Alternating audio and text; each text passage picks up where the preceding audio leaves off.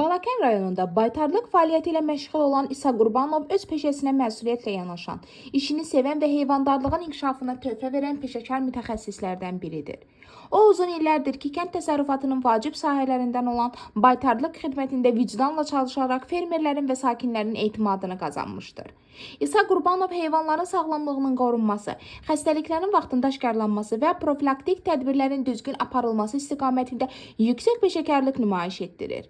Onun bilik və təcrübəsi sayəsində bir çox təsərrüfatlarda heyvandarlığın məhsuldarlığı artmış, itkilərin qarşısı alınmışdır. Peşəkar fəaliyyəti ilə yanaşı İsa Qurbanov sadəliyi, insanlarla düzgün ünsiyyəti, köməksevərliyi və məsuliyyətli mövqeyi ilə də seçilir. O hər zaman vətəndaşların problemlərinə həssas yanaşır, əlindən gələn dəstəyi əsirgəmir. Belə fədakar və işinə sadiq mütəxəssislərin fəaliyyəti kənd təsərrüfatının inkişafına mühüm töhfə verir. İsa Qurbanova gələcək fəaliyyətində uğurlar, möhkəm can sağlığı və yeni nailiyyətlər arzulayırıq.